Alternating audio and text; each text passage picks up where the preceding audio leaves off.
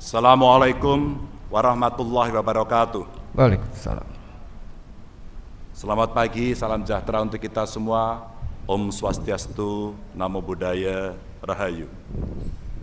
Hadirin sekalian, dalam peringatan hari jadi ke-72 Provinsi Jawa Tengah ini, kita sama-sama menerima pukulan yang menyakitkan dengan ditangkapnya Bupati dan beberapa pejabat yang ada di Kabupaten Pemalang beberapa hari yang lalu. Ada noda yang terlempar ke muka kita. Ada pengkhianatan yang kita terima pada hari yang mestinya kita merasa bangga dan bahagia. Sebenarnya apa sih susahnya untuk tidak korup? Kalau pengen kaya, ya jangan jadi pejabat. Sekali lagi saya ingatkan, siapapun Anda kalau ingin kaya jangan bermimpi jadi pejabat. Karena jabatan bukan jalan untuk mencari kekayaan.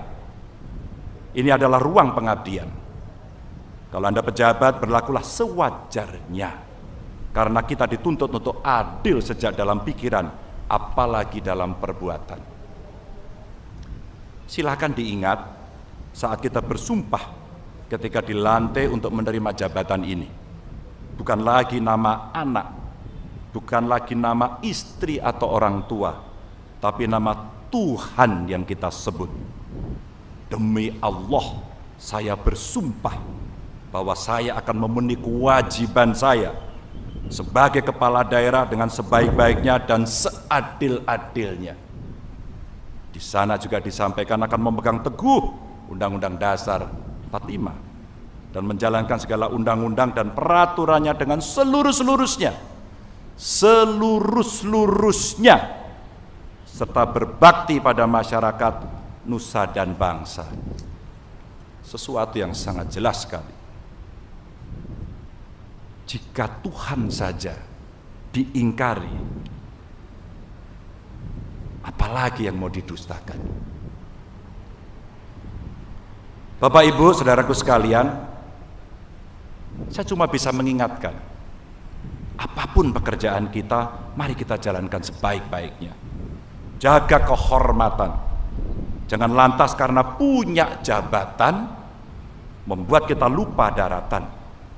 Kadang saya malu ketika melihat ketulusan dari kerja seorang petani, melihat kegigihan para kuli bangunan, menyaksikan ketelitian para penyapu jalanan, dan beberapa kita lihat masih banyak sebenarnya ASN-ASN yang teguh memegang integritas. Beberapa hari lalu waktu ngobrol dengan petani bawang putih yang ada di Kabupaten Tegal, saya geregel Bapak Ibu. Bertahun-tahun mereka dihajar habis oleh bawang putih impor. Bertahun-tahun mereka tidak berdaya, tapi tetap saja mereka tidak ada yang menyerah. Mereka melawan sebisa-bisanya dengan pergi ke sawah, menanam sebanyak-banyaknya, merawat sebaik-baiknya, lalu panen, dan kemudian mereka kembali kalah. Keyakinan mereka sebenarnya cuma satu saja, bawang putih lokal akan kembali menemukan kejayaannya pada masa berikutnya. Karena pada masa silam sejarah itu pernah mereka torehkan. Karena kualitasnya yang sebenarnya jauh lebih baik.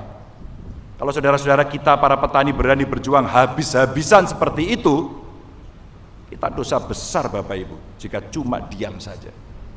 Apalagi selama ini Jawa Tengah jadi provinsi dengan produksi bawang putih yang terbanyak secara nasional. Dan alhamdulillah, kemarin kita meluncurkan learning center bawang putih yang ada di Kabupaten Tegal, dibantu Bank Indonesia, IPB, dan pemerintah Kabupaten Tegal. Dan banyak kemudian dari kita yang berkontribusi untuk mensukseskan ini. Dengan pendampingan gotong royong seperti ini, kita harapkan bawang putih akan kembali menemukan masa-masa indahnya, masa-masa emasnya di tengah situasi dunia yang tidak menguntungkan. Bapak Ibu hadirin sekalian, itulah harga diri. Tetap berjuang meski terus tersakiti. Bukan justru menyakiti yang sedang berjuang. Masih banyak sekali pekerjaan rumah yang mesti kita selesaikan. Ada infrastruktur, ada perekonomian, sosial budaya, sumber daya manusia, termasuk tentu teknologi. Apalagi pasca 2 tahun kita digerus oleh pandemi ini. Untuk infrastruktur umpama kita masih berikhtiar terus. Jalan misalnya, alhamdulillah 2.404 km jalan provinsi kita berada di 90% kurang lebih jalan itu baik kondisinya. Di musim kemarau ini perbaikan langsung kita genjot, minimal sampai akhir tahun kondisi jalan provinsi yang baik bisa kita dorong sampai 95%. Tinggal kita mengajak kawan-kawan bupati, wali kota, desa untuk merapikan jalan pada wilayahnya. Dan kami terus berkomunikasi dengan pusat agar jalan nasional yang ada di Jawa Tengah pun menjadi baik. Selain itu masih juga terus kita dorong percepatan pembangunan seperti jalan tol Semarang-Demak agar sekaligus bisa menghalau rob yang ada di kawasan Pantura di pesisir utara. Termasuk kemarin tanggul yang kita buat di Pekalongan dan kabupaten kotanya. Ini ikhtiar-ikhtiar kita Bapak Ibu. Sekali lagi kita mesti layani masyarakat dengan baik dan jangan khianati mereka. Dan mengapa infrastruktur ini menjadi begitu penting? Karena salah satu syarat utama pembangkitan ekonomi ya lewat pembangunan infrastruktur. Di Kabupaten Magelang kemarin misalnya saya tengok, tahun lalu kita serahkan bantuan gubernur kurang lebih 7/4 miliar untuk pembangunan jembatan. DPRD menyetujui, kami dengan Pak Wagub saling berganti tugas untuk bisa mengontrol semuanya itu. Dan disinilah kemudian betapa terasa jembatan tersebut jadi kunci lalu lintas menuju pasar yang ada di Senowo, sekaligus jadi akses evakuasi seandainya Merapi mengalami batuk-batuk atau eksplosi. Begitu jembatan selesai dibangun, alhamdulillah pendapatan asli desa naik dan penjualan pedagang meningkat di sekitar sana. Pengungkit Bapak Ibu. Tapi yang perlu kita catat, pembangunan infrastruktur bukan sekedar soal keindahan atau kemegahannya, tapi seberapa besar dampak kemakmuran yang bisa kita rasakan pada masyarakat. Outcome. Ini belum lagi soal pembangunan bandara yang alhamdulillah untuk yang di Blora, yang ada di Purbalingga, seminggu sekali sekarang mulai kita uji coba. Mudah-mudahan ini juga bagian ikhtiar kita untuk membangkitkan ekonomi. Ada juga beberapa kawasan industri yang sedang kita siapkan, terutama di beberapa tempat yang ada di Pantura seperti yang ada di Batang. Desa wisata serta waduk sebagai penunjang utama sektor pertanian.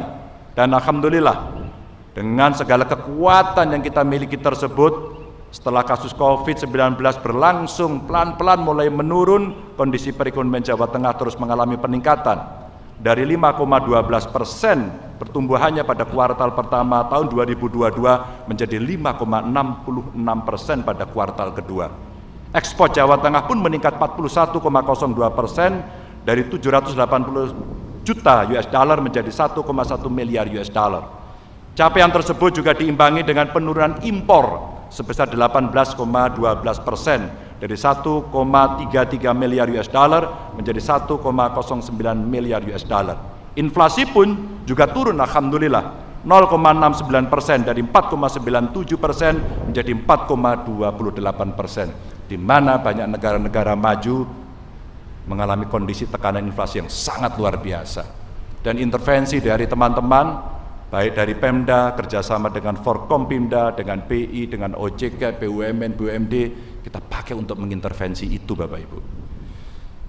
Maaf Bapak Ibu hadirin sekalian, data-data itu sebenarnya saya sebut bukan untuk menambah pusing panjenengan semuanya, tidak. Data-data tersebut adalah cerminan kerja kita semua selama ini, karena kita yakin dan kita punya integritas untuk melakukan itu. Bukan cuma kerja pemerintah saja sebenarnya. Ini adalah capaian kerja seluruh elemen yang ada di masyarakat. Ya pedagang, petani, bupati, wali kota beserta seluruh jajarannya, guru-guru, karyawan-karyawan pabrik, ada juga pelaku UMKM yang sangat gigih, pengusaha, penjaga-penjaga kafe. Ada juga teman-teman kita sopir, tukang ojek, pegiat wisata, dan siapa saja yang berjuang untuk perbaikan keadaan. Mereka mencoba itu semuanya. Bagi saya kerja keras itulah kado terindah dalam perayaan Hari Jadi Jawa Tengah yang ke-72 ini. Tapi Bapak Ibu hadirin sekalian, sak bejo bejaning wong lali, isih bejo wong kang eling lan waspada. Meski terdengar klise, tapi itulah petuah yang paling baik agar kita jangan lupa untuk memperkuat diri. Pasca pandemi ini dunia bergerak semakin gila, volatility, uncertainty, semua terjadi hari ini. Kemajuan teknologi semakin cepat, komunikasi semakin tak terbatas dimensi, persaingan hingga perselisihan gampang terjadi. Hati-hati. Bukan hanya level keluarga, tapi juga level antar negara. Kita tidak tahu setelah peperangan di Rusia dan Ukraina ini masihkah akan berlanjut kepada negara-negara yang lain. Kita berdoa, mudah-mudahan tidak.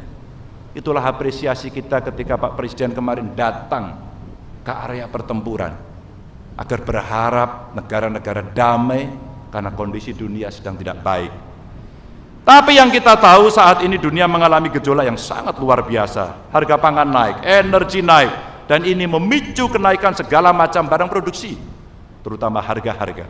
Sehingga mau tidak mau, setiap negara juga akan terkena imbasnya. Mari tetap eling lan waspodo agar kita bisa melakukan lompatan besar ketika negara-negara lain tidak bisa melakukan banyak pekerjaan. Yang petani, ayo jangan cuma jadi petani biasa-biasa saja. Yang pelaku UMKM, pengusaha tambak, nelayan, guru, pelajar dan mahasiswa, ayo kembangkan apa yang saat ini kita punya. Para ilmuwan silakan untuk turun gunung membantu. Ini adalah momen yang tepat untuk kita semakin erat bergotong royong mencapai kemajuan dan kemakmuran. 2 hari kemarin saya di Jakarta, bahkan sampai pada hari Minggu pun kita semua bertugas, Pak Presiden bertugas.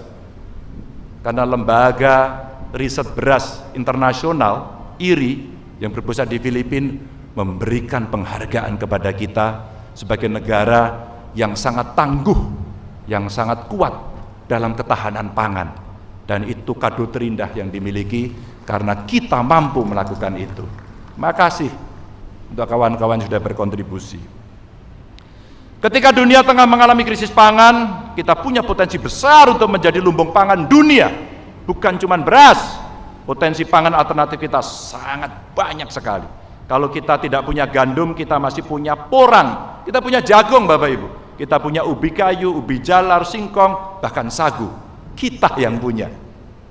Terima kasih kawan-kawan dari luar Jawa Tengah yang sudah hadir dengan baju adatnya ya, yang kita menunjukkan kita bersaudara, kita kuat, Bhinneka Tunggal Ika, jalan ada di sini. Terima kasih. Maka dengan ini saya mengundang, hai saudara-saudara para ilmuwan, silakan datang ke Jawa Tengah. Ayo gotong royong untuk membangun pertanian pangan alternatif. Saat ini Jawa Tengah cuma bisa memproduksi jagung 3,5 juta ton per tahun, memproduksi singkong 3 juta ton, ubi jalar 140.000 ton, dan saat ini kita juga menggenjot pertanian sorghum yang produktivitasnya bisa mencapai 9 ton per hektar. Ayo, jangan-jangan keterlibatan dari para ilmuwan akan bisa mendongkrak produktivitas kita. Dan seringkali pada saat yang sulit pasti kita akan minta bantuan TNI Polri, karena inilah yang bisa kita lakukan secara bersama-sama dengan komando yang bisa kita berikan. Serta tentu saja menggenjot porang yang di 4.000 hektar lahan yang tersebar di seluruh Jawa Tengah. Optimalisasi produktivitas dan potensi pangan alternatif yang ada di Jawa Tengah ini bukan cuma bisa kita gunakan untuk memperkonsumsi dalam negeri, tapi pasar ekspor Bapak Ibu sangat-sangat terbuka untuk kita garap. Ayo, kita mesti gotong royong untuk mengelola dan mengoptimalkan seluruh potensi itu. Inilah momen yang sangat tepat untuk mewujudkan kedaulatan pangan yang bisa kita lakukan, dan kita tunjukkan bagaimana kita bisa berdikari dalam bidang ekonomi, dan tentu kita bisa mengejawantahkan kepribadian kita dalam kebudayaan seperti hari ini. Bapak Ibu yang sangat saya hormati, kesempatan emas ini tidak akan datang 2 kali. Pilihannya cuma 1. Kita mau jadi yang biasa-biasa saja, atau kita mau menjadi adidaya yang luar biasa. Itu pilihan, dan itu butuh keseriusan, kerja keras, dan menjaga integritas. Kencangkan tali sepatumu, kuatkan ikat pinggangmu. Kita akan berlari kencang mulai hari ini.